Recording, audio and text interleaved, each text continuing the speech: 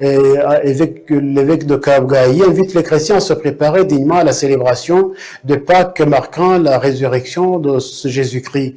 L'évêque de Kabgayi a exhorté les fidèles à suivre l'exemple de Jésus-Christ en marchant sur son chemin, en restant à l'écoute de sa parole et en mettant en pratique les enseignements au quotidien.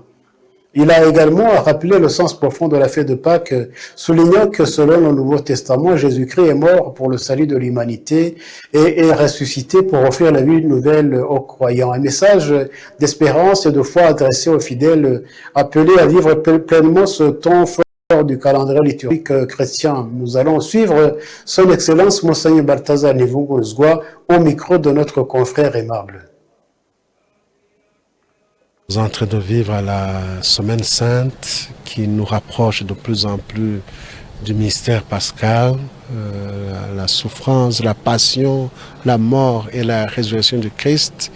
Alors, comment se comporter? C'est vraiment considérer le Christ,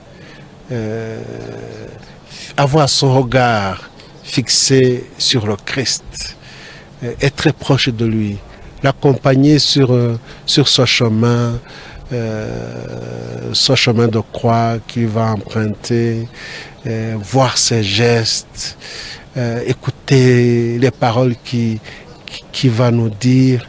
Nous sommes comme dans les derniers moments de quelqu'un qui va partir. Ce sont les moments très très forts dans la vie de quelqu'un qui part et dans la vie de quelqu'un qui reste. C'est le temps du testament.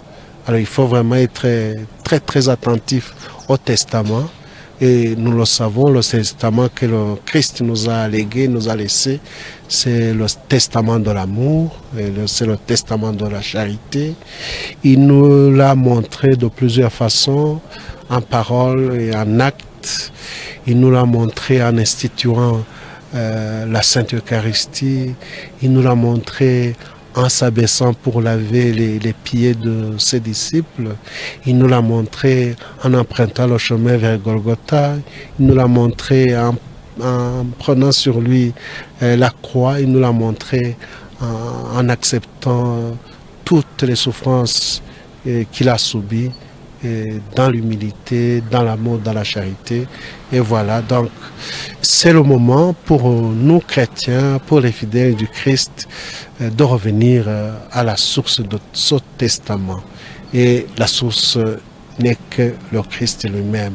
Voilà, donc nous devons vraiment l'accompagner, pas seulement en spectateur, mais en vivant en chair et en os, avec toute notre âme, avec toute notre force, ce que le Christ a vécu, pour que nous puissions mourir avec lui, afin de pouvoir ressusciter avec lui.